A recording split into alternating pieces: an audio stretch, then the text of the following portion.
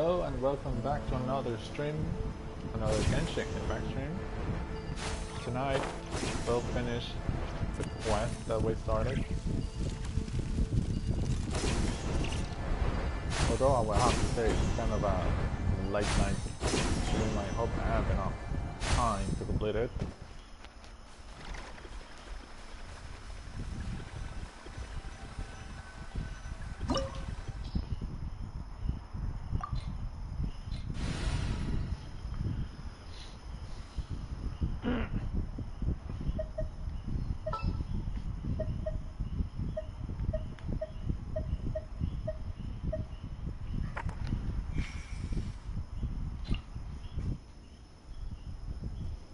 How long will this require exactly?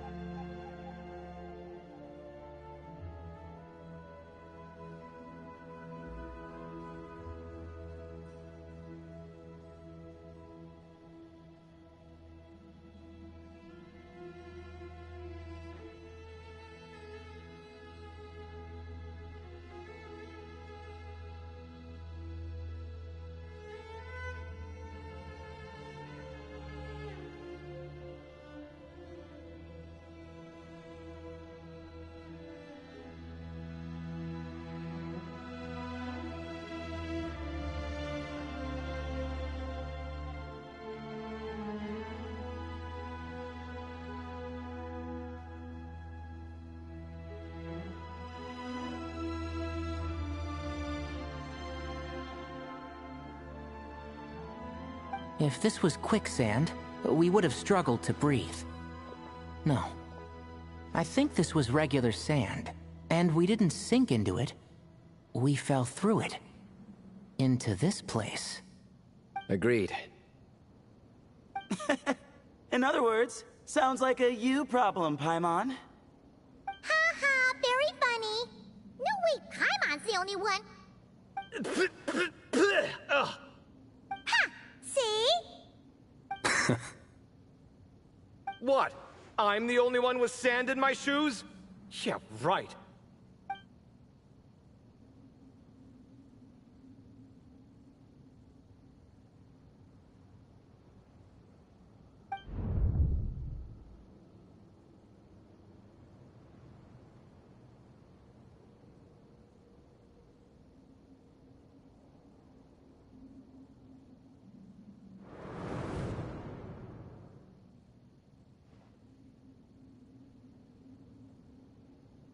Ah, see, told you. This is the place of Nefer, where the fucking cat spirit cat of hers. This is all Nefer's place.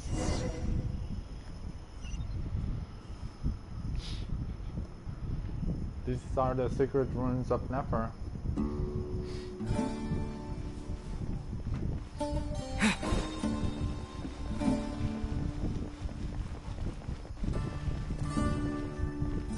That's why a cat always guides people out.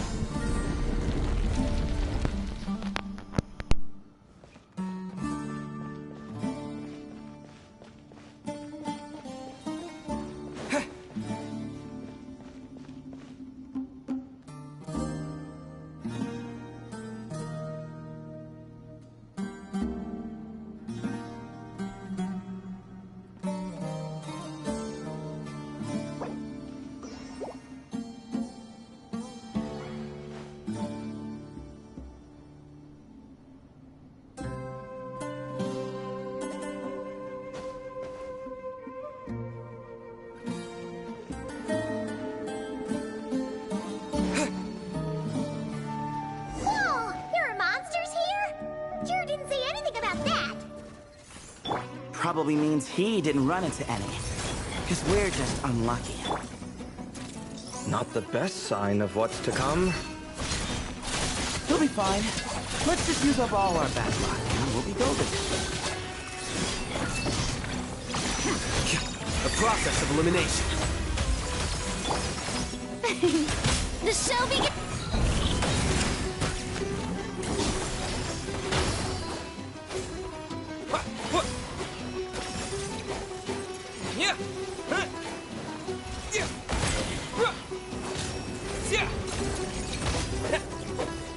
Farewell. Here you are. Tell me what you see.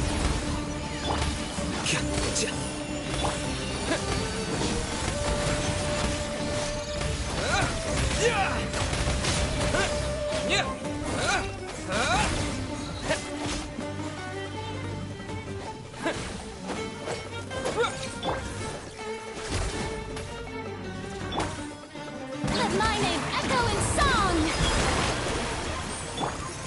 Flicker.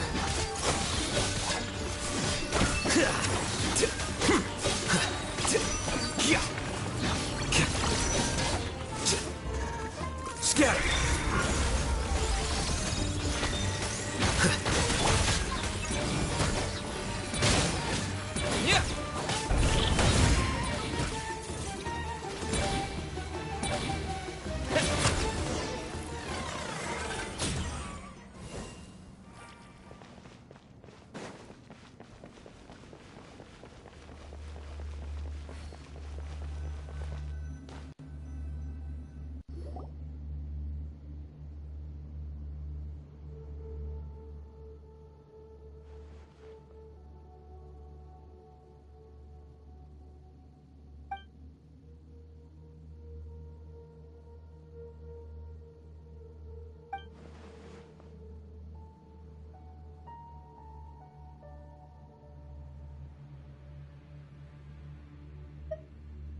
Well, that goes without saying. Fair point. There's just one problem, though. The only way forward is through that door. Ooh! Is it time to hunt for her key? Paimon loves this part. Don't worry. With our adventuring experience, we'll find it no problem. Let's get searching.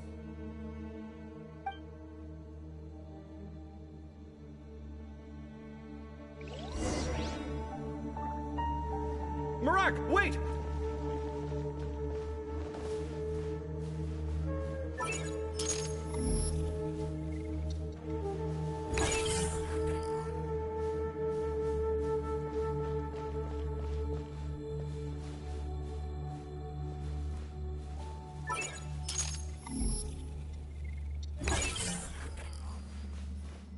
Marak seems interested in these jars. Go smash them. Ah, well, we would hate for you to... Marak, this isn't really your old home, is it?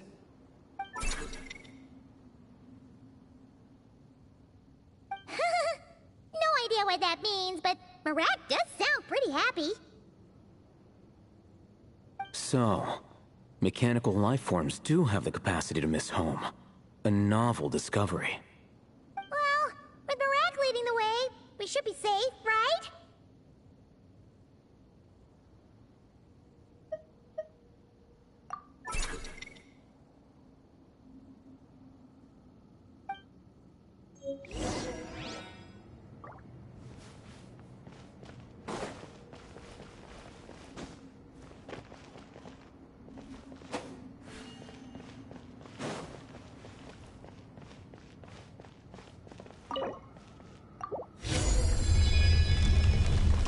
Good thing you decided to join, Kaveh. Otherwise, our investigation would have ended at that door. It was nothing that I did. You should thank Marak instead.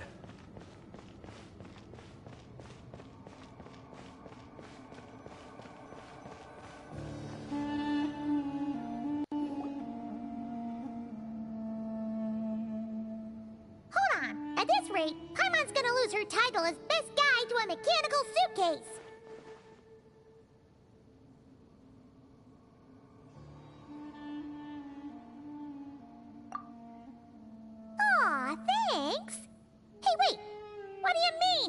useless.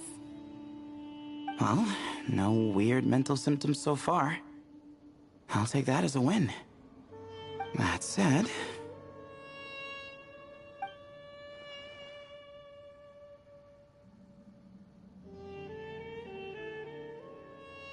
There are 3 doors here. So, we split up. Divide and conquer. Otherwise, this whole thing is in ruins. No pun intended on that last part. I swear. Yeah, that might be our best option.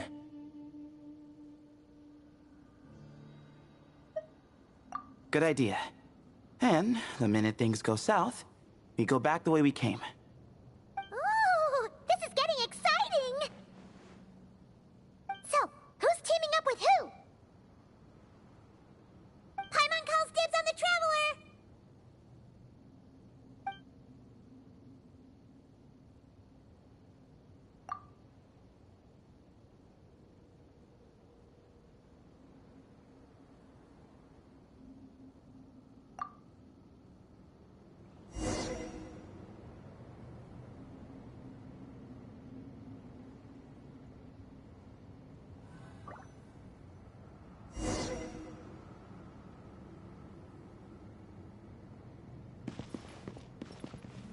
Well, this takes me back. Last time we were in the desert together, the 2 of you came all the way out here to gang up on me. Oh? Sounds like someone's holding a grudge. Just what I like to hear. If you're still hung up on that last one, just name the time and place. And we'll have ourselves another thrilling... duel. Huh. What's with the awkward pause? Were you expecting me to stop you from saying something stupid? You two can have 1,000 duels for all I care, after we're done here. For now, focus on the task at hand.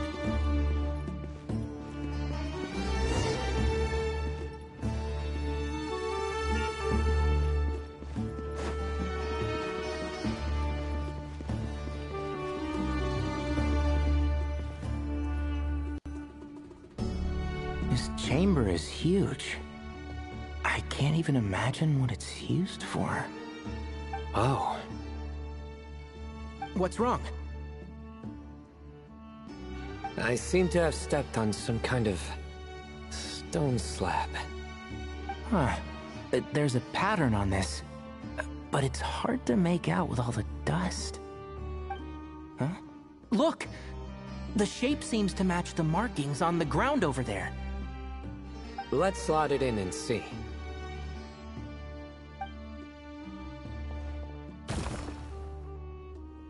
And we have a match. Looks like we need to find the other 3 broken slabs. Let's search the area, but be careful where you step.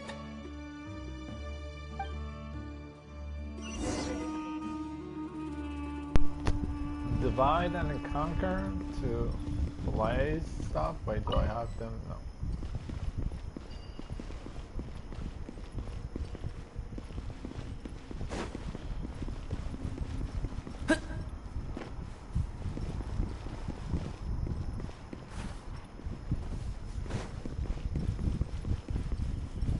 So I have basically 3 teams: Dignari, Zyno, and Self-Esteem. The Traveler, Paimon, and Layla, I assume. Kave, Merak, and I'll hate them.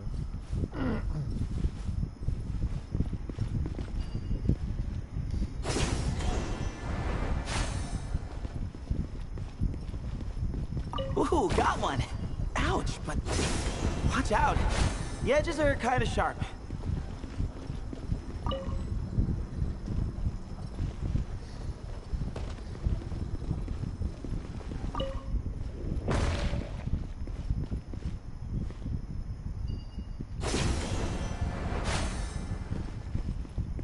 Got the 3rd piece.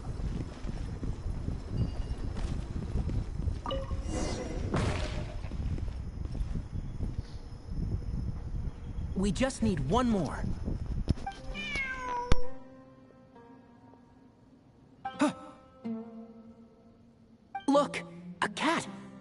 Could it be the same one Jer mentioned? I don't think we need to worry about startling him. He doesn't seem afraid of people. Yeah. If anything, it seems like he wants us to follow.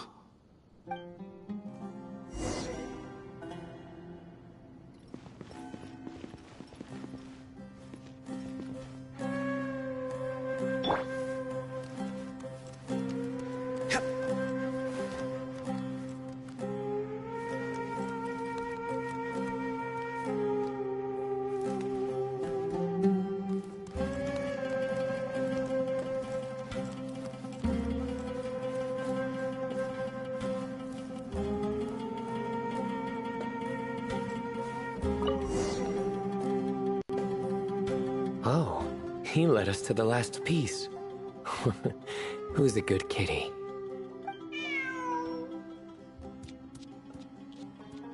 I never thought I'd hear you say something like that. You've clearly never heard how the professor talks to his tomatoes, then.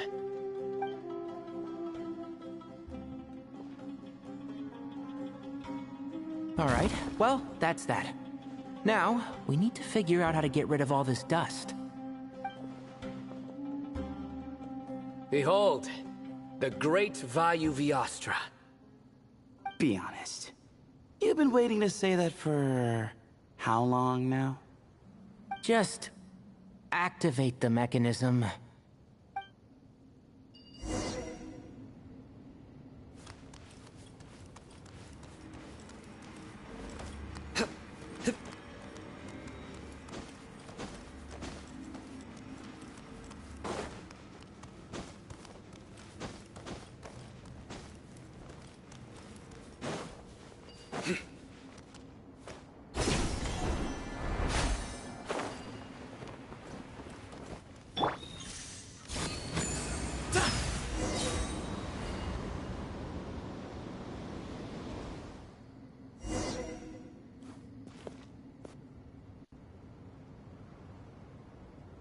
Huh. It worked. It's a picture of... 3 Hermanubises? That can't be right.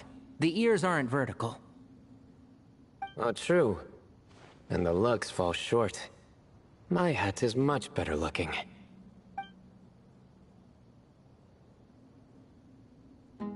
A goat, an ibis, and a crocodile. Oh, wow. Our botanist knows more than just plants. Riveting observation. I was just thinking. These 3 figures look a lot like the 7 pillars of King Deshret. That's right. These are our colleagues. Our what now? You sure about that? Just kidding. But what I meant by that is, these were Hermanubis' colleagues back then. The middle one is the Goat King Hereshef, Minister of Ministers, the god Amun's most trusted chancellor. Records say he was the deputy king of the Desert Sands, chief among the 7 pillars. Someone even more impressive than Hermanubis? I wonder if that ever got his goat. Sorry, couldn't resist.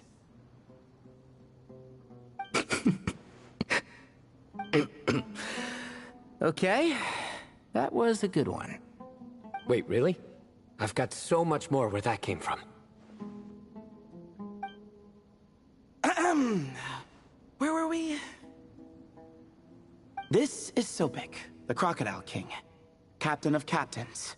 As the name suggests, he was a valiant commander, and had dominion over all weapons of war. And finally, this is the Ibis King Thoth, Scribe of Scribes. Your memory's pretty impressive. I bet you're almost as good as me at memorizing cards. A scribe. Did he manage archives then? Like Alhaitham? Wait, that's all Alhaitham does? I never knew being an academia scribe was such a cushy job. Well, that's how his friend put it, anyway. But it does seem like he has a lot of free time. Well, I don't know much about the academia, but I'm sure the Ibis King had more responsibilities than that. The temple's records say he represented the wisest aspects of King Deshret, inventing the desert script and arcane arts at his king's command. He must have been quite the impressive man, then. Or creature, depending on how you look at it. Still, why are these three the only ones represented here? What about the other pillars of King Deshret? Maybe because the three of them were extra close? Huh. Kinda like us. Oh yeah! Maybe we should have someone inscribe us on a commemorative stone slab, too. Or, we could just take a picture. It would serve the same purpose. Anyway, no more distractions. Huh. Doesn't it look like there's writing carved into the corner? Huh. There is. And it's in the ancient desert script, too. Looks like the Ibis King left you some homework. Give me a sec. I'll try and translate it. The ministers are unvirtuous.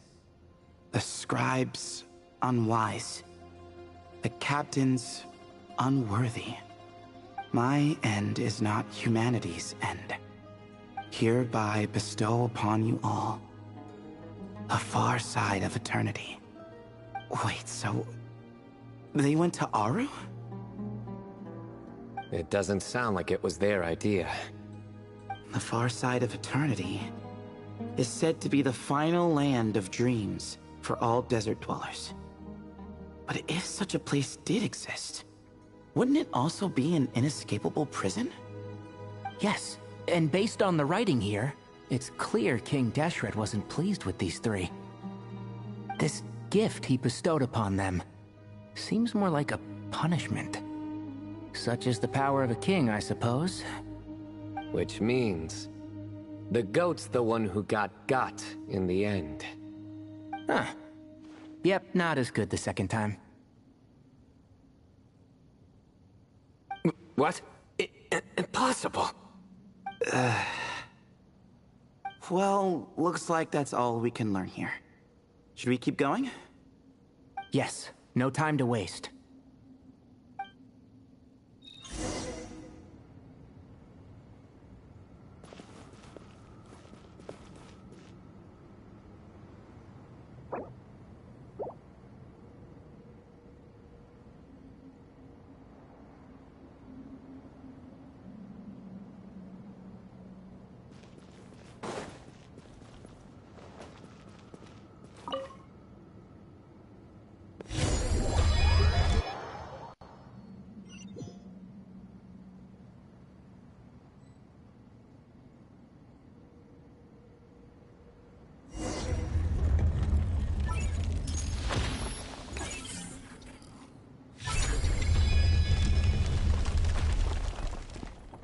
Jeez, who knew a suitcase could be so fast? Marak is nothing like this when it comes to housework. Hey, wait up! A scout's job is to take the lead. Just let Marak figure it out. Easy for you to say. I'll be the one doing the repairs if something happens. Why don't you go scout ahead then? When I think of a comeback, I'll let you know. Oh, Marak stopped. What is it? Found something? Looks like something covered in sand. Let's get it out then. Come on. Oh, it's a stone slab. Good job, Marak. Let's take a look. Huh. Looks like this part of the picture goes over there?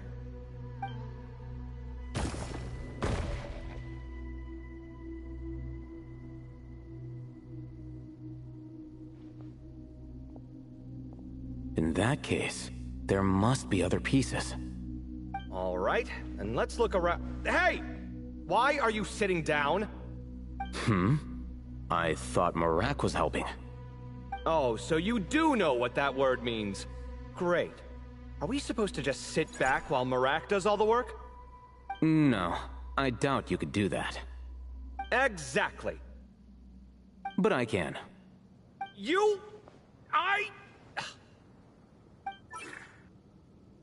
See? It's all coming back to me. How insufferable it is to work with this no-good, do-nothing... We could be more efficient, I agree. I'll work on this piece. You take care of the rest.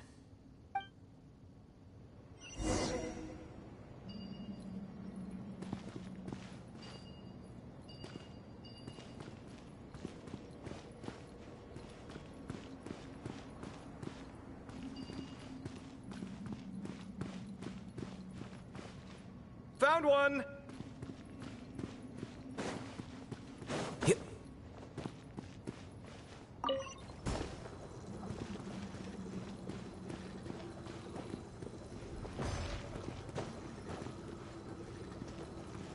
Good teamwork.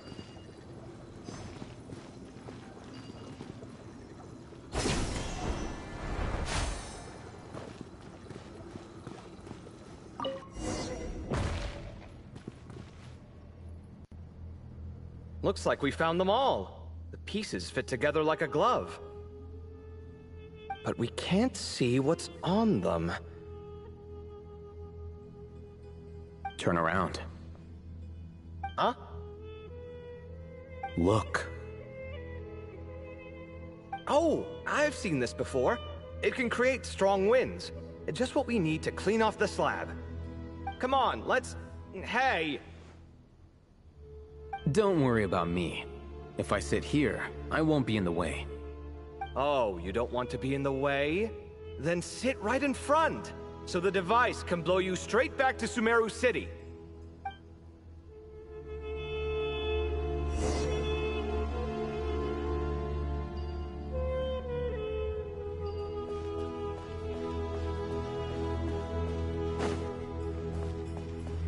Come at me!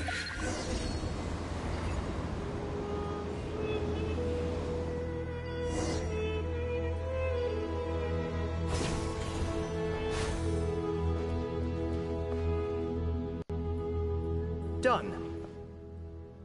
Huh. That's one big cat. And there's a shattered crown. I think it's depicting some kind of story. Look, there's writing too. The Ibis King answered the young noble, granting him the wisdom he sought. But the fragile crown was shattered by lies in the end. Here I leave the name, Gudar's. Gudar's. I've seen that name in a history book before. He was a young noble who sought to save his realm, and a king who once united the desert. That's right. Although his methods were rather shameful. During his long reign, he betrayed his family and the nobles who supported him, only realizing the error of his ways after his enemies left him nowhere to turn. But by then, it was too late. Seems like a common occurrence across history. Different people, same mistakes. It's an inevitable pattern, destined to repeat itself.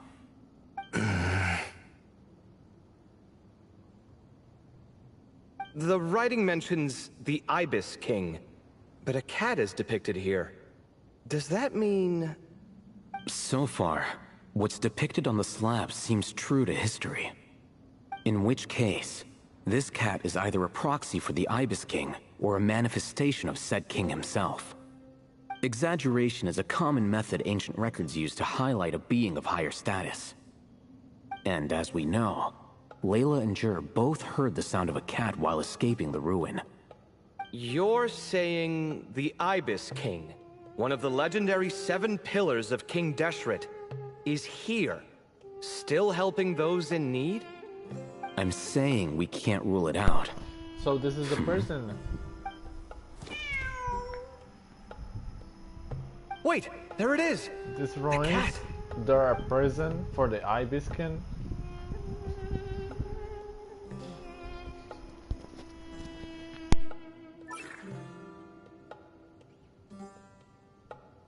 Ah, Marak went after him. The cat's showing us the way forward. Come, let's follow. Okay.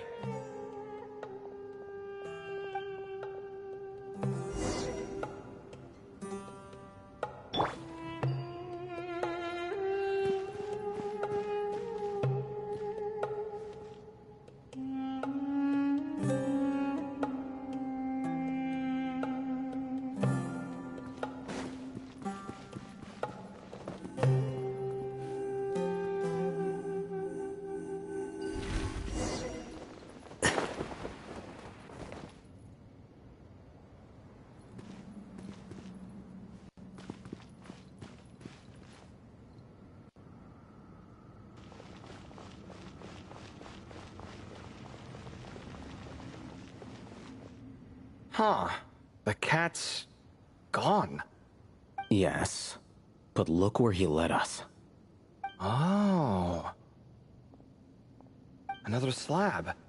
It looks similar to the last one.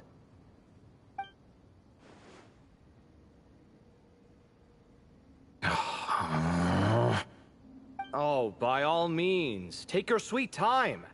Wouldn't want you to overexert yourself.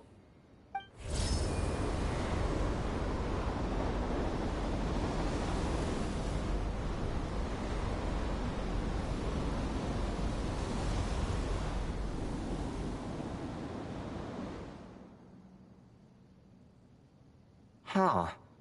The scene depicted here... Seems to be a different tale. The Ibis King answered the gin-blooded dancing girl, granting her the wisdom she sought. But enemies plotted to kill her close kin. Snake venom was her self-chosen end. Here I leave the name. Makaira. The Temptress of Woe? You've heard of her? Of course. I don't just sit around doodling all day. She's mentioned in tons of papers about the desert. As I recall, she was given as a gift to the tyrant king of Gurabad, and later seized the opportunity to kill him. After getting her vengeance, she reigned as queen for many years, until her enemies attempted a coup, and she took her own life. That's more or less the version I've read as well. It seems this queen also had dealings with the Ibis King. Yeah, I'm starting to find this whole granting wisdom business a bit concerning. I mean, considering how Gudars and Makaira ended up, it might not have been a good thing. But, at the same time, if the cat guiding us is linked to the Ibis King, then he doesn't seem like a villain either. People are complicated. And the same is true of the servants of the gods, no matter their wisdom or power. Let's reserve judgment for now, and keep moving.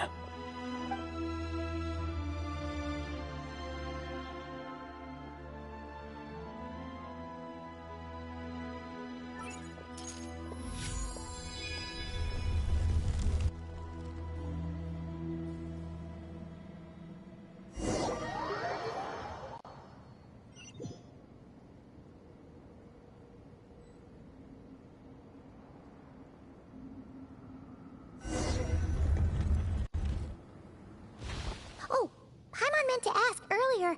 Have your memories come back, Layla? No, sorry. To be honest, nothing about this experience feels familiar. Besides, my focus is the stars, so I don't spend a lot of time exploring ancient ruins.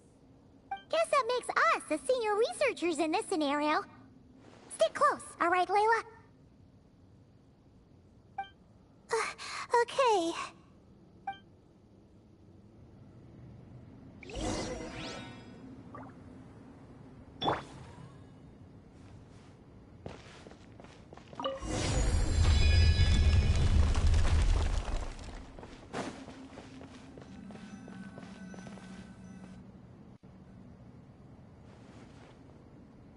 Wow. What a tall ceiling. Yeah. But for such a big place, it's so... empty. Like no one ever lived here. Sure must have been boring to live in ancient times, staring at ceilings all day. Now that you mention it, I've heard some people used to draw star maps on their vaulted ceilings.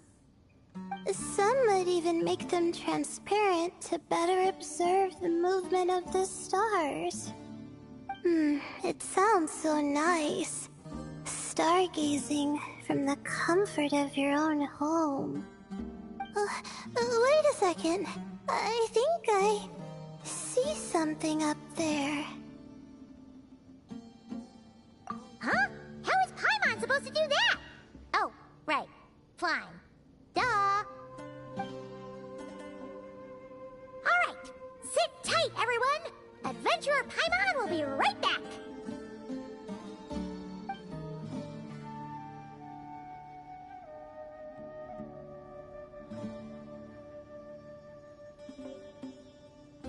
Okay.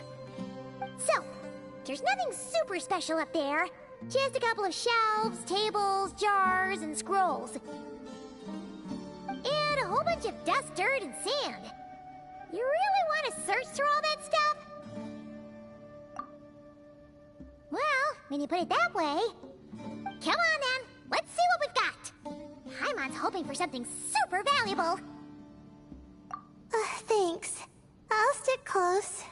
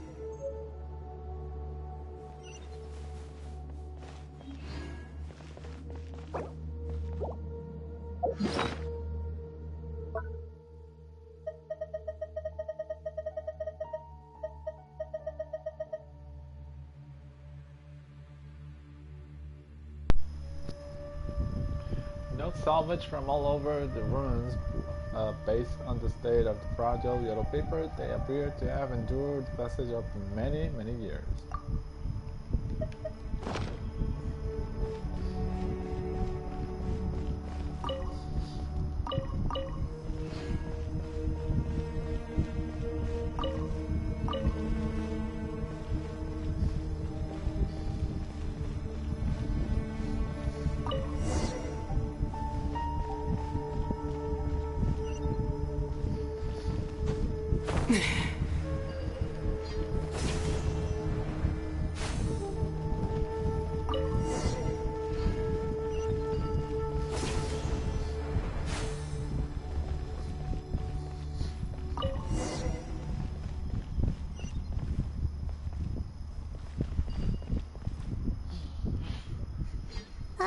I think that's everything.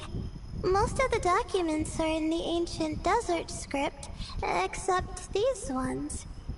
These seem old as well, but the handwriting makes them stand out. Right! Let's arrange them in chronological order before we read through.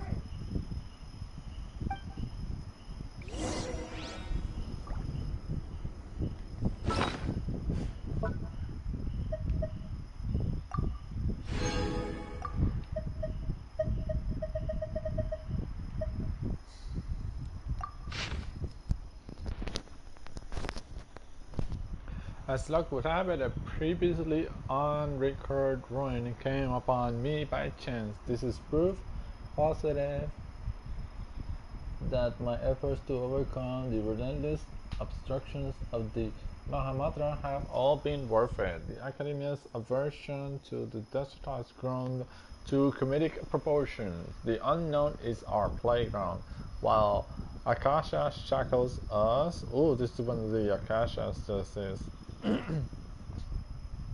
And those who hide behind shackles, what is it exactly they fear? I won't be leaving this place anytime soon. I've discovered a number of sites worth exploring, and it will be remiss of me not to seize this opportunity. It won't be easy to tell day from night since I'm cut off from the outside world. If I am to avoid losing myself in the unknown, I must not forget to mark the passage of time recorded on the morning of the 10th of May. That senior scholar fell and hurt himself, typical of someone from the Ratawatist.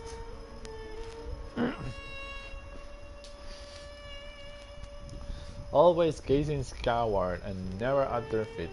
I'm guessing the obscuring cell must have been one of the King Deseret Prize creation, judging by how many of them there are around here. Thankfully, the injury was limited to a few scrapes and a mild dislocation. After I popped the bone back into place, I had him lie down and rest. This whole thing will set us back a while, but perhaps that's not such a bad thing for those like him who lack the skills. Doing nothing might be the best contribution they can make. As I was greeting him, he brought up that Tyrol tunic, asking me to join the Darshan. Once more, I firmly refused. Mediocre students find safety in confining themselves to a single field. But what good will that do to me? It's only been a few days, but I've already made significant progress. There are numerous writings here about the 7 pillars, each one captivating and exciting in its depth and detail. Now that the senior is no longer holding me back, I can finally work at a faster pace. Recorded on the morning of the 13th of May. The appearance of the Ivy Skin was a pleasant surprise. The appearance? Though not as pleasant as one might expect. He's a skilled storyteller, but he loses steam once it's clear his listeners aren't full. That said, there are elements of his tales worth investigating and verifying. Although he did point out the exit route in his current state, he can't really intervene in it. And I can tell he's putting on a front and isn't all that friendly toward me. But that's typical of people who care about their status. Since I need a bit more time, given how big this place is, I suppose we'll have to put up with each other a little while longer. Besides, isn't mutual dislike a positive emotion in those who can't get along? No, that's not how things work. In addition, saving the senior was definitely the correct decision. Oh, I nearly forgot. Recorded at noon on the 16th of May. My supplies have run out. Unless I wish to die here, I will have to leave this place. But I still refuse to accept anything from Bob. People like him, who only talk benefits and never mention the cost, are a dime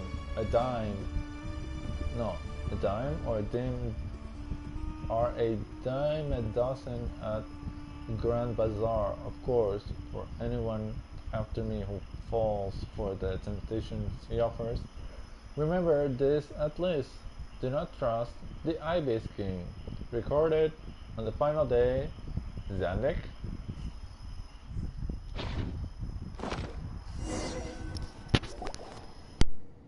Okay, now let's take a look.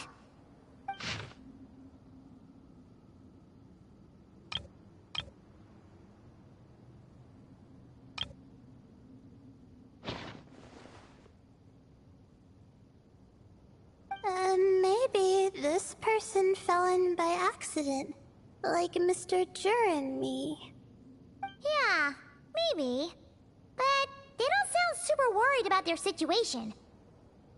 So, either this person's an ace adventurer, like the Traveler, or some kind of super optimist. An optimist, huh? Oh, I wish I could be that sort of person. That's right! You're detailed and passionate. Great qualities for an adventuring buddy. This Optimus seems super obsessed with exploring every corner of this place. That could have gotten them in big trouble for all we know. Well, I appreciate the compliment. It's almost magical how words like that can make you feel like you can do anything. I only wish that magic could last a little longer. Until I figure out my new study topic, at least.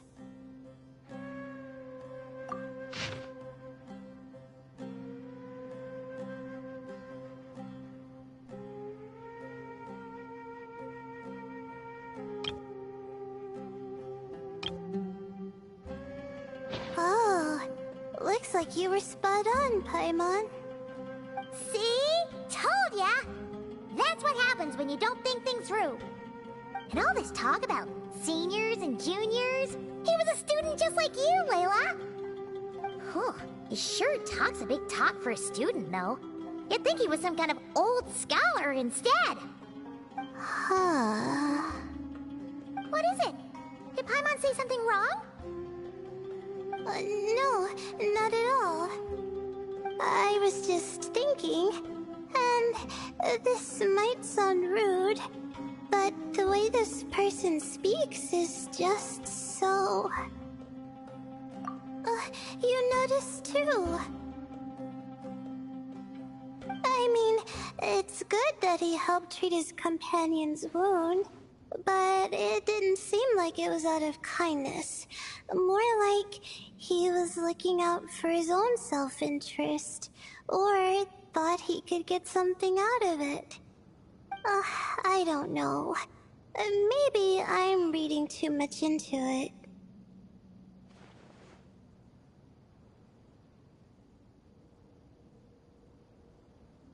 Yeah. If you're both in this dangerous situation together, wouldn't you mention them at least once? If it were Paimon, she would write down the name of every single person she was with. No one would be able to get away.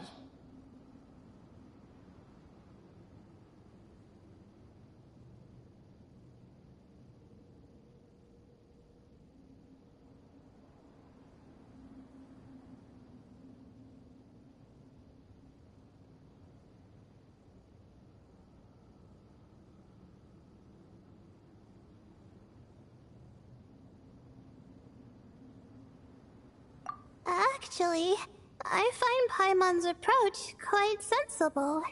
It makes sense from a safety perspective, too. That way, if anyone came to the rescue, the notes would be able to tell them everything they needed to know. Whoa! That's genius-level thinking!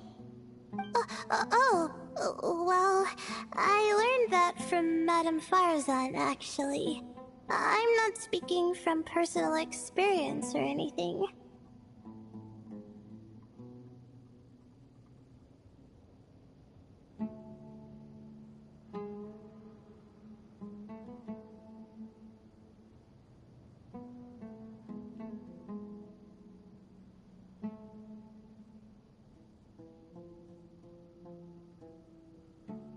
Oh, no! I'm just a student. It's fine! You taught us something, so you're our teacher. Simple as that. Anyway, from the looks of things, the student who left these notes behind was pretty weird. Let's keep reading. Whoa! Hang on! That's a lot of information. Paimon needs a moment to take this in. The Ibis King. So... did this person actually meet the Ibis King here?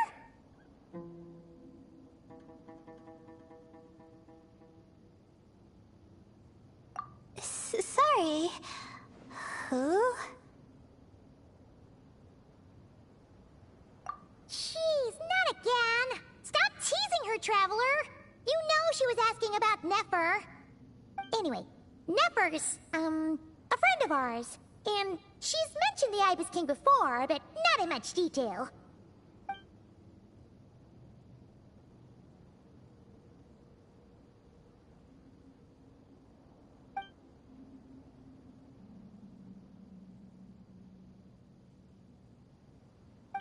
Oh, I see.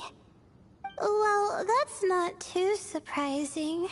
Most people in Sumeru know about King Deshret, and most in the academia have at least some knowledge on the Seven Pillars. Legend has it, King Deshret ruled the desert at the head of several wise retainers, guiding their people to pursue the limits of wisdom. He also left behind treasures for future generations, which continue to be relevant in nearly every research discipline.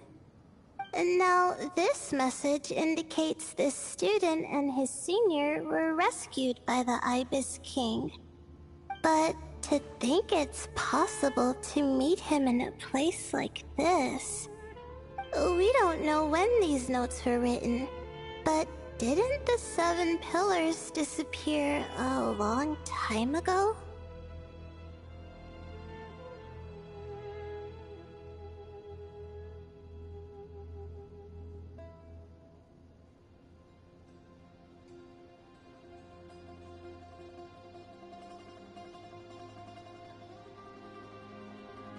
Yeah, the notes made it sound like his powers were restricted. Also, the mention of this form? What is that supposed to mean? I'm not sure. Let's keep reading.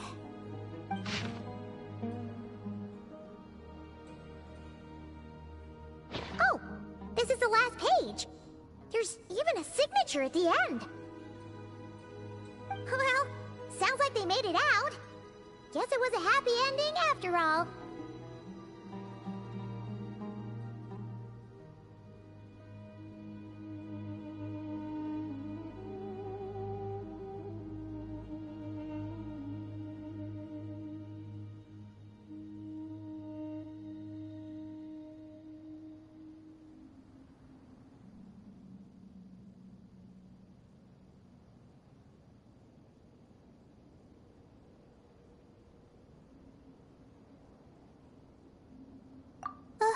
Wait, but it says, the Ibis King cannot be trusted.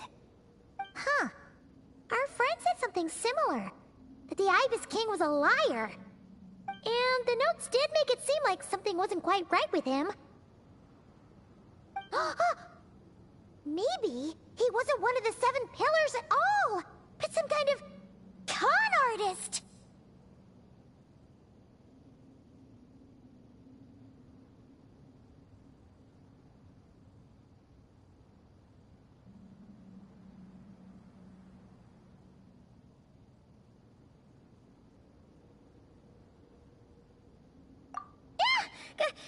Great, Ibis King!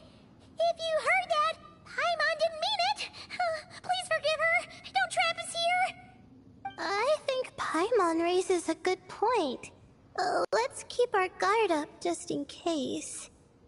Alright, I think that's all the clues around here. How about we...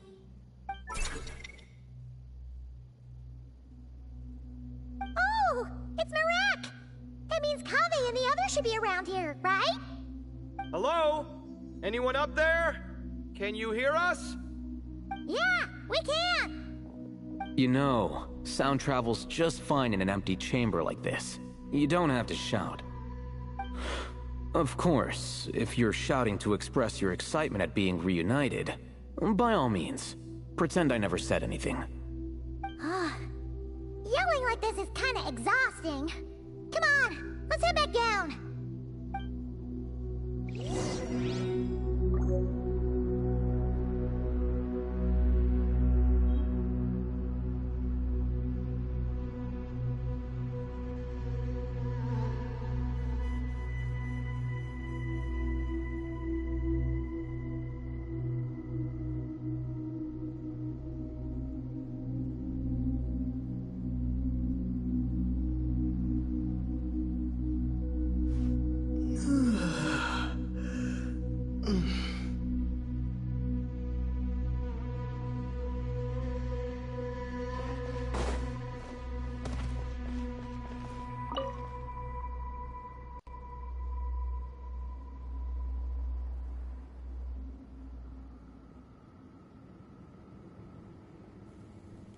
So, is this the Ibis King prison?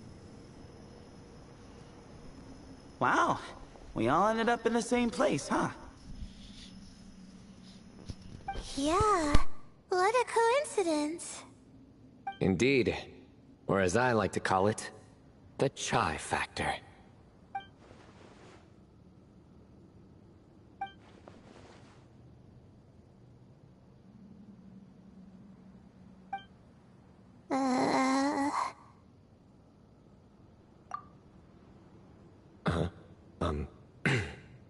No reply?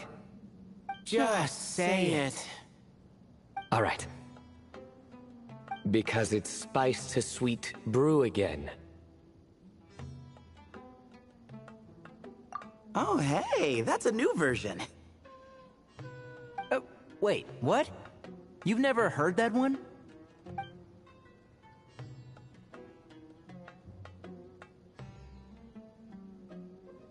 What are you looking for? A place to sit and read my book.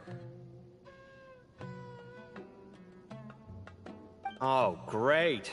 What else is new? Well, looks like everyone made it through unscathed. Let's take this chance to get some water, rest a bit, and discuss what we learned. Sound good? Yeah, let's debrief.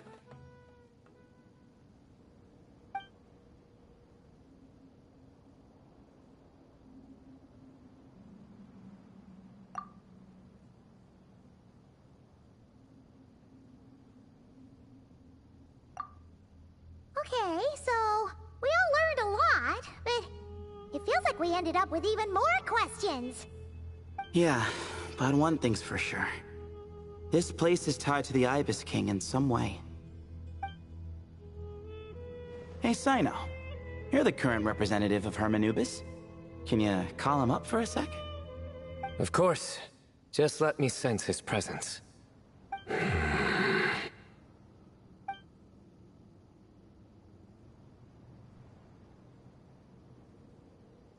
Just kidding. I can't sense him at all.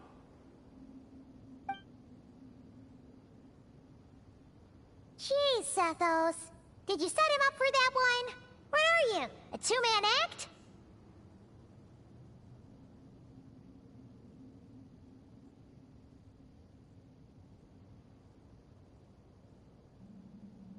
Sorry, Hermanubis isn't like the Ibis King.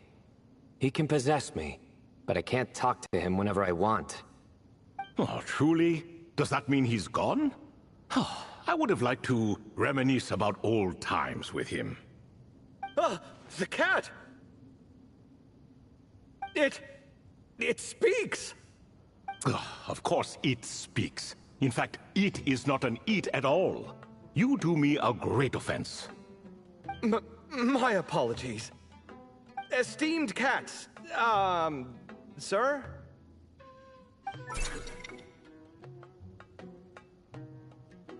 Oh, this little contraption is still here. Contraption? No, this is Marak. Which means you do his assistant a great offense. Huh? Well, I didn't mean... Well, I apologize. I wasn't referring to this Marak, but rather the thing that operates it. King Deshret was quite partial to it. I have forgotten what it was called. It must have had an official name, albeit in the old tongue. Even if I did remember, I would need to translate it into modern language. Ah, it's not important. Marak's a fine name. Even better than the original, if you ask me. Who thought of it? And the remodeling, quite well done indeed. This Marak looks much happier in its current form. Oh, and the components should have model numbers written on them. You can look them up if you're curious. This cat talks a lot. Quite the one-sided conversation. Is this what the Ibis King was like? He seems quite eloquent. I wonder if he plays cards. Ha! I knew Marak was a great name. Go me! Let's see, what page was I on again? Should have brought a bookmark. That all went over Paimon's head.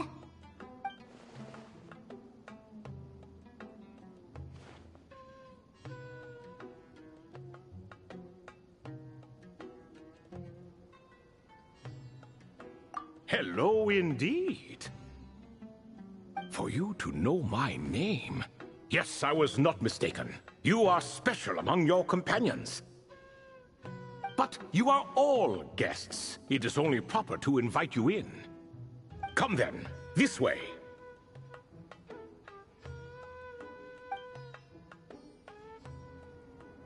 Wait, so the Ibis King thought is in the form of a cat?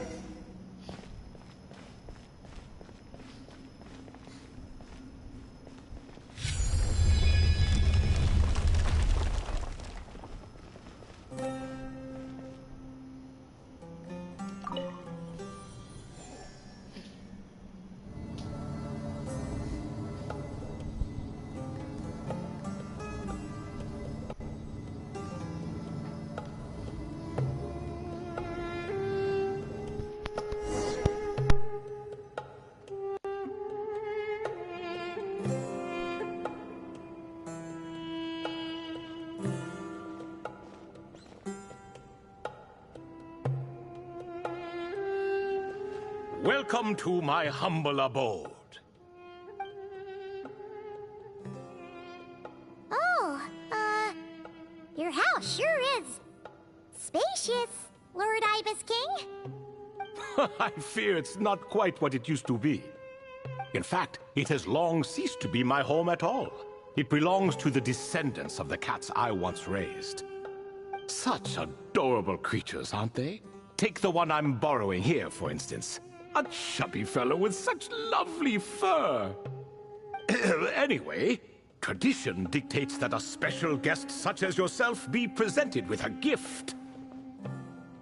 Alas, it's a first-come, first-served basis, you see. I fear with the passage of time, none are left. What? So the treasure's gone already? Treasure, you say? Not an inaccurate description.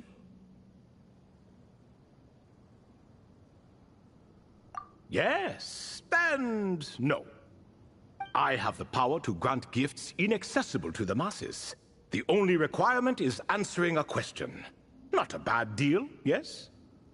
Of course, my questions were given unto me by King Deshret, who in turn received them from the Mistress of Flowers.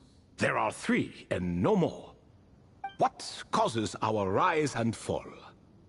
What obliterates love and hate? What determines truth and falsehood? The more he talks, the less Paimon understands. I see. That must mean Gudars and Makaira managed to answer 2 of the 3. Another who understands. Oh, so that's the event those 2 slabs are depicting. Ah, priests and their records. A singular obsession, and quite boring, too. After being imprisoned within Aru, I could, on occasion, take the form of a cat to converse with those around me. But I despised speaking to them. No conversational skills whatsoever. Now, humans like you, who stumble in here from time to time, you are much more interesting. Hold on! We're getting off topic again. The 3 questions you just mentioned? What are they for, exactly? Ah, that is a story that begins with King Deshret. And we're in for another long one. Nostalgia for the past is common to us all, is it not? And our king, he was such a proud, solemn man in those days. He watched us speak of the present and the future, of the wisdom we possessed or were about to obtain. We were his proud retainers, confident in our belief that, so long as each one of us used our abilities to the fullest, progress was inevitable. Yet, King Deshret's ambition was not destined to be allowed in a closed-off world such as this. So nothing went as planned. In fact, from the beginning, there were signs an outcome of this nature was inevitable. Because although there were 7 pillars, one was forever absent. Al-Ahmar would insist the Dendro Dragon Sovereign was one of us. But the dragon herself rejected that idea. Huh. Like a card you can never seem to draw from your deck. More like a card that was never in the deck to begin with. Alas, that's just who Al-Ahmar was. There was nothing we could do about that. And I always preferred chess to cards. In the end, life grew unbearable for our king. But, of course, those who remain must continue to live on. But subjects like us were less fortunate.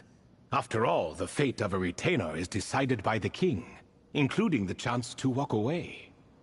So it was then that King Deshret had Kroko, Goti, and I locked up within Aru, where we remain to this day. Kroko. Goti? Ah, of course. You're more familiar with their full names. Sobek, the Crocodile King, and Hereshef, the Goat King. And let me tell you, when it comes to chess, Hereshef was a habitual backseat strategist, always spewing nonsense from the sidelines. Well, Sobek was all too quick to take his terrible advice, to the point where I was the one who got accused of cheating. Chess is an exercise in patience, and that man couldn't sit still to save his life. He could never excel at that game. In fact, neither of them were good at chess. Even so, we played together often. And since I was always the winner, we got along quite well. What are you laughing at? Were we not good friends? No one's laughing. Paimon would never. No, not you. It's Goti. He's laughing for no reason again. Can you not hear him? Ah, right. Of course you can't. The two of them are inside Aru, as am I, so only I can hear them. What is even going on here? Has he, like, started to lose it after being trapped for so long? That does happen to prisoners serving life sentences. Speaking of which, how's Azar doing these days? I doubt he's doing much of anything. Just what I wanted to hear. What is the meaning of this? You doubt my words? I have half a mind to not talk at all. Oh, no. They're not questioning you, Lord Ibis King, just discussing other things. Please, continue. In that case, where were we? Getting to the part about the 3 questions. Hopefully. Ah yes, we're almost there. Before I entered Aru, King Deshret said I could be released from my eternal seal if I chose humans who could provide the correct answers to those 3 questions. The first person who caught my eye was Gudars. I asked him, what causes our rise and fall? He answered, conspiracy and betrayal, for it renders the righteous and wise unable to succeed, and thus nations fall. I found his answer quite interesting, so I bestowed upon him the power to deceive. The second human I chose was Makaira. I asked her, what obliterates love and hate? She said unto me, I have nothing left to lose. Vengeance alone can quench both love and hate. I found this to be another fascinating response, so I granted her the power to be loved. But both of them ended up... Now then, young one, riddle me this. Did their answers point to this fate, or was it the power I bestowed upon them that determined their end? I'm just an observer who doesn't understand their circumstances, so I can't answer. A clever reply. I do not wish to comment either. It is all in the past at this point. My only wish was for their answers to be acknowledged by King Deshret's rules, and bring me one step closer to freedom. As for the final person, her fate remains to be seen, so I will not reveal her name. Nefer. He's talking about Nefer, the last human. I asked her, what determines truth and falsehood? And found her answer quite compelling, so I bestowed upon her a gift to match. As you can see, however, I have not been freed, so it's clear the answer she gave at that time was wrong. But alas, 3 people were chosen and 3 questions were asked. So now all I can do is wait. Wait until her wisdom is in line with the rules set forth by my king. Until she has found the true answer to that question. No wonder there was no third stone slab then. Or perhaps you're just not ready to include her in the story. Though that might be a generous interpretation. Well, it's not merely because her story remains unfinished. As the remaining priests of this place left, or passed on, there were none left to record the events that followed. Besides, stone slabs are few and far between in the Great Red Sands. In the sprawling desert, very few things or people even manage to leave a trace. But sometimes I can't help but wonder, if that young man from several centuries ago had been willing to answer my question, would I have left Aru by now? Wait, so there was someone else?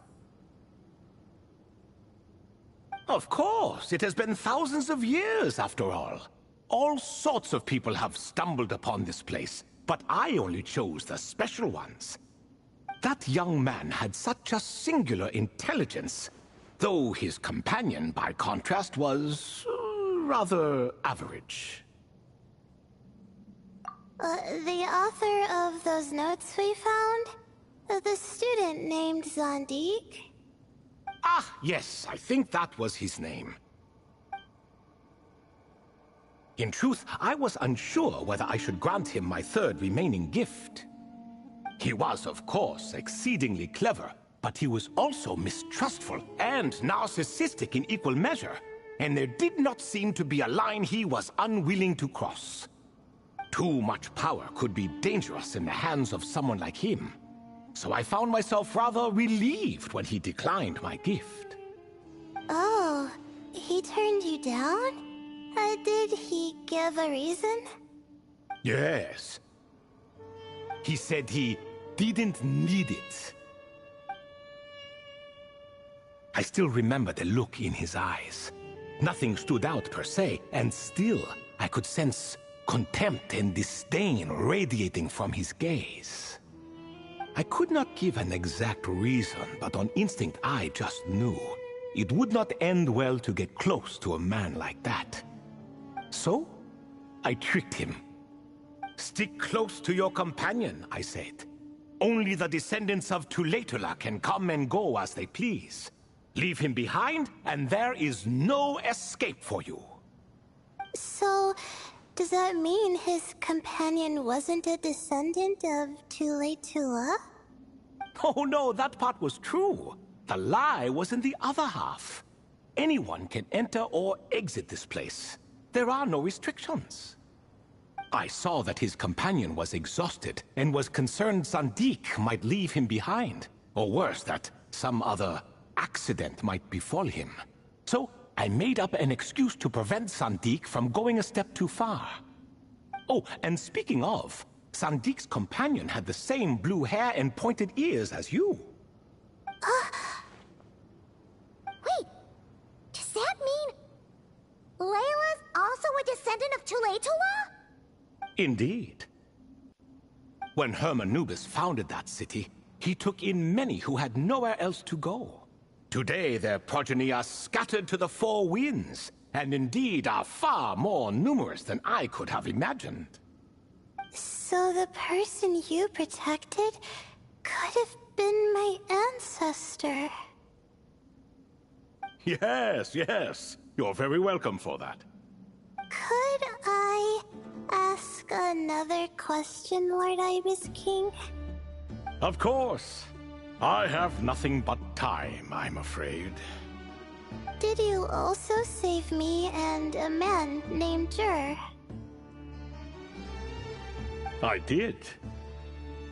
You two were quite unlucky bumping into a device King Deshret once used to measure human brain power.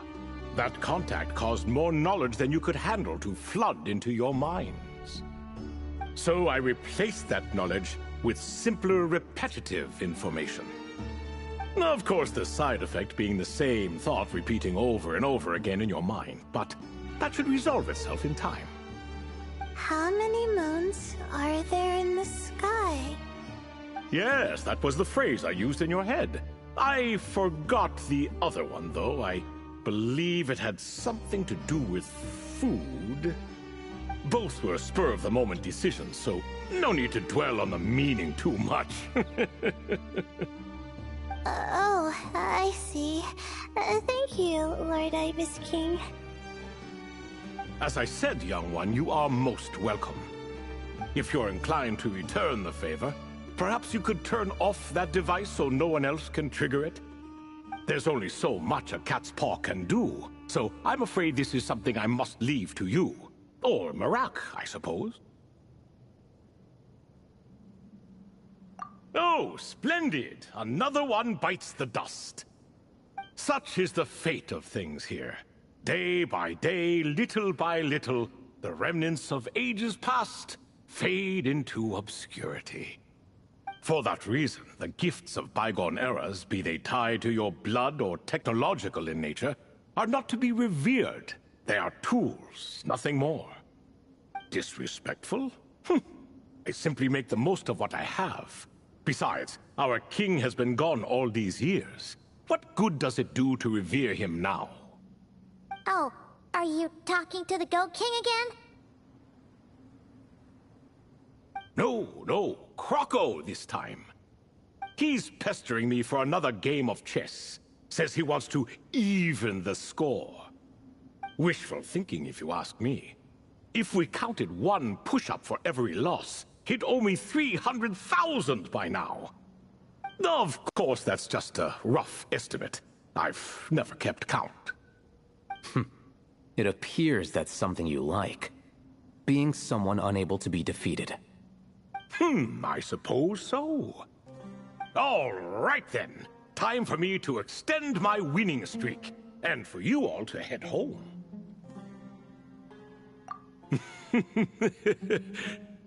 In truth, deep down, I know even the answers to those 3 questions will not change my fate. But that is for me to reckon with. Go on now.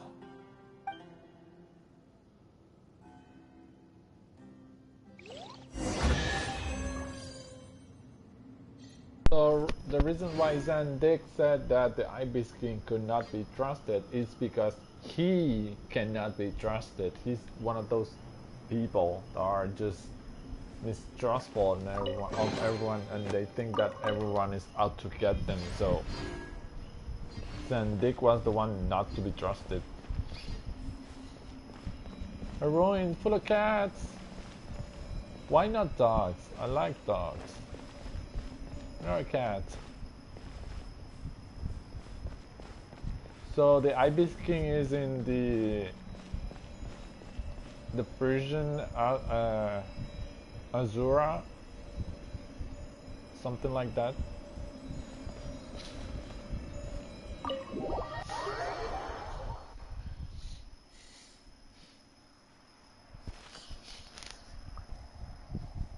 Alongside with his friends Krakow and Goat.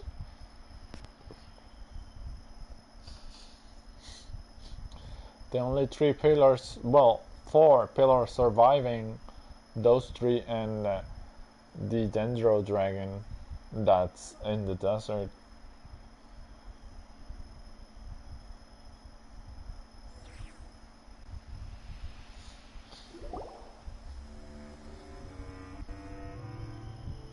Excuse me, do you even know what time it is? I've harvested 3 crops of tomatoes while you've been gone. You're exaggerating, Professor. I'm making a point. There's a difference. Sincerest apologies for keeping you waiting, Professor Cyrus. See, that's what I call manners. Now, are any of you hurt? Nope. It went way smoother than we expected, actually. I presume the investigation is complete then. Come, tell me all about it.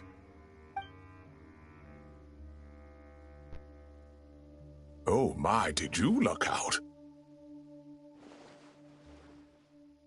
If you've read the work from the Vahumana Dashan, you would know that the Ibis King has, well, let's call it a mixed record. Perhaps he softened up a bit in his old age, and that's why he chose to help you. Or perhaps he just didn't have a good enough reason not to help us.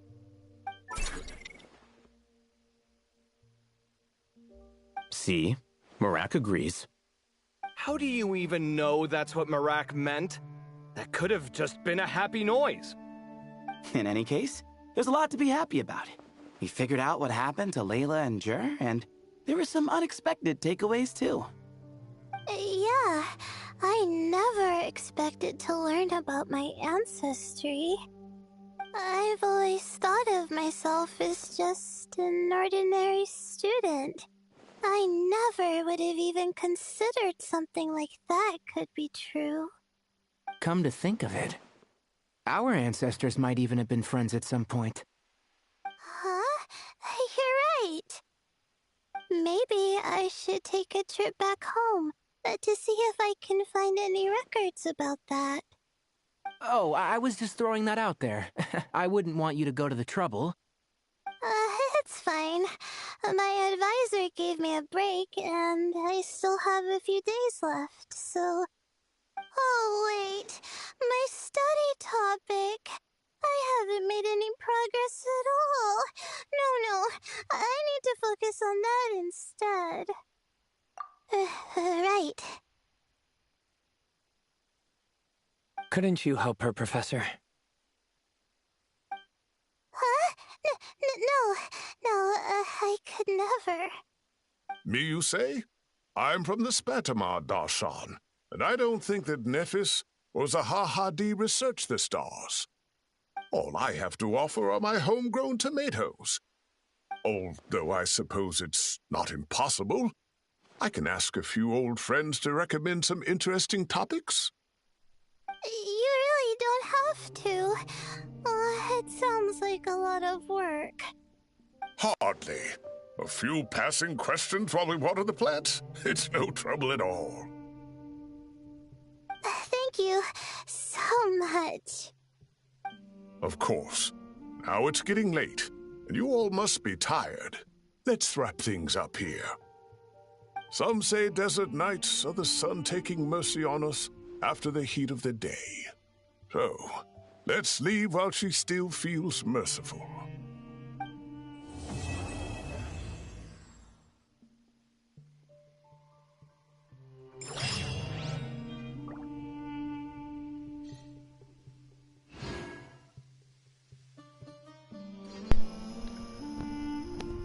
So we completed it. That's the end.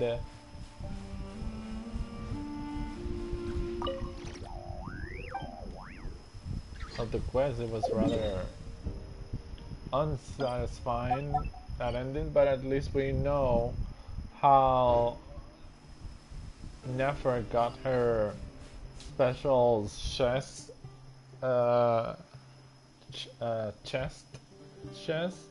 where she can literally enter people's minds and seek the truth about those people.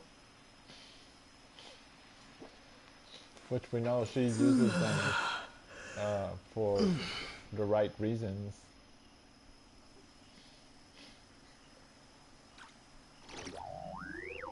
And she's in Nutcry, so she's far away from Sumeru. Or, well, not as far from the desert. So he's here in an underground ruin.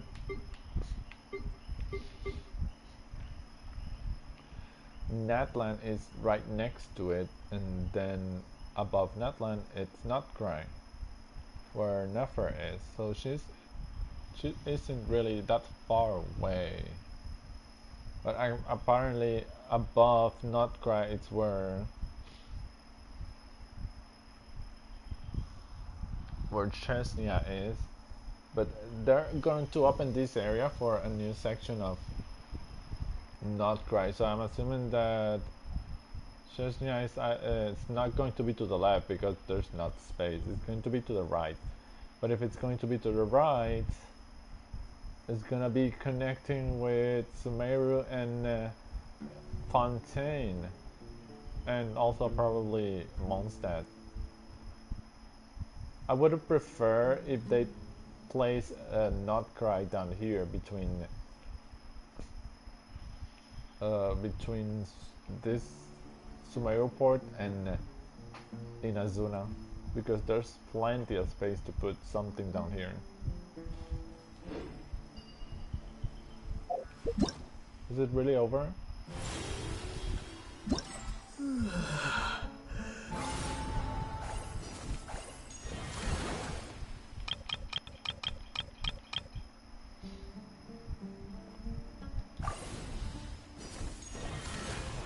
Oh yeah, I haven't been able to complete a single challenge of these ones. They're so hard. I need to complete it to get those. I'm gonna try putting them on easy mode because I have no choice. Yeah, the investigation is complete.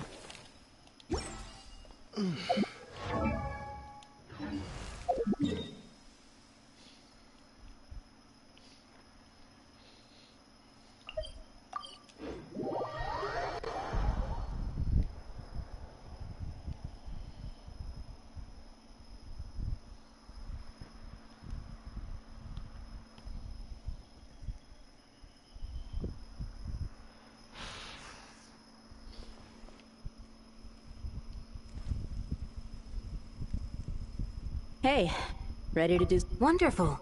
Yep, all you gotta...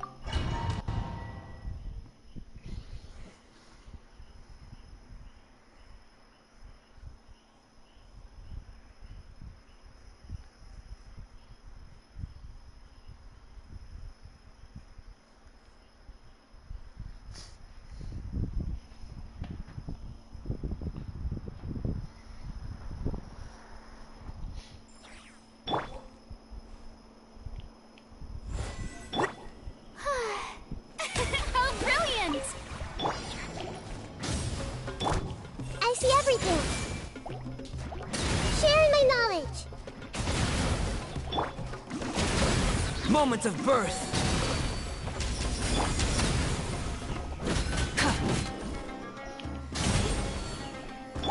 Let's play through a little. The Temple of Wisdom. Light of the blazing sun!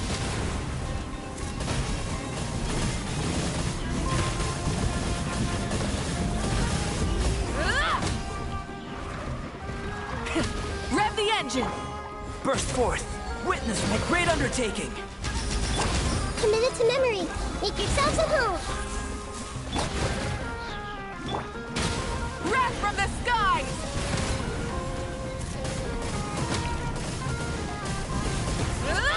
Try and stop me! Everyone hold hands. The Temple of Wisdom. That was absolutely crap.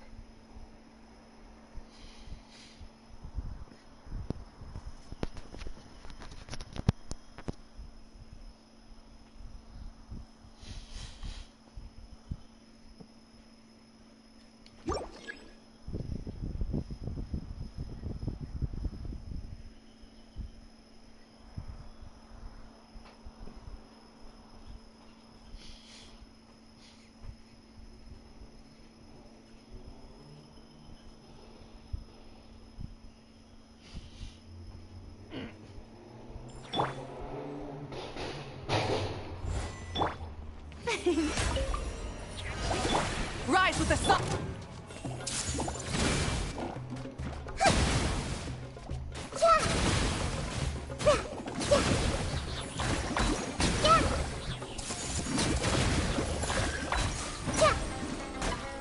Make yourselves at home. I see everything. Light it up! Feel this ancient power. Everyone hold hands. The Temple of Wisdom. Hey! Rise with the sun! I see everything.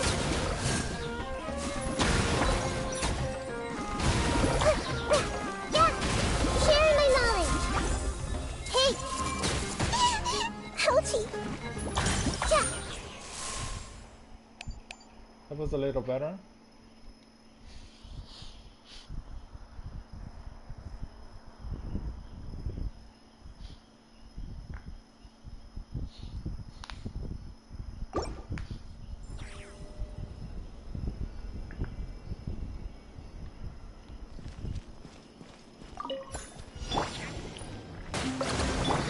Let the mighty be humble.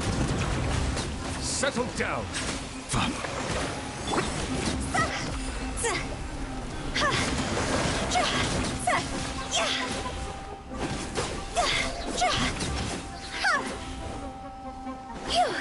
Higher, higher, pants on fire! The tides beckon.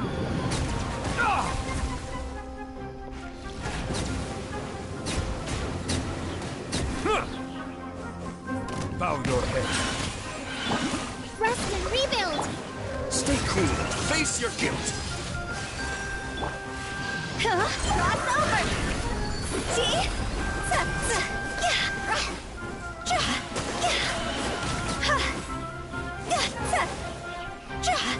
Go!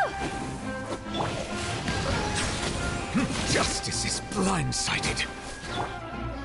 Hold the line.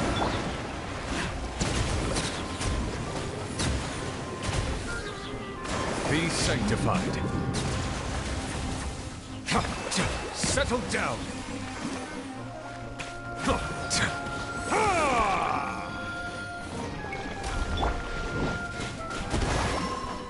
Allow me.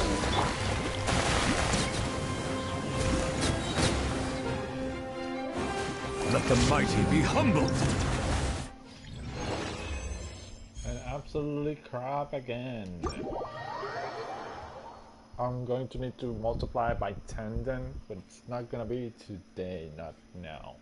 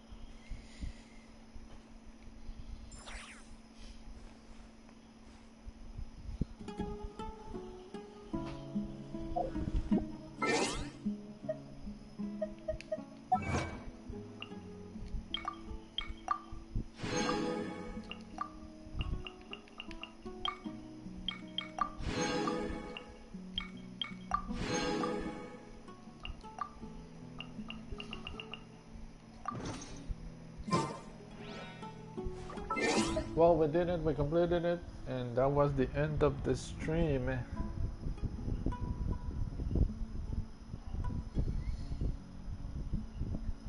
I'll be seeing you next time. There's more to do. In regards to Warframe, I'm afraid I can't continue the storyline that I have for until my mother fully recovers of her leg, because the only quest left is a very long one and I need not to be interrupted. So until there's more content, I'll be seeing you then.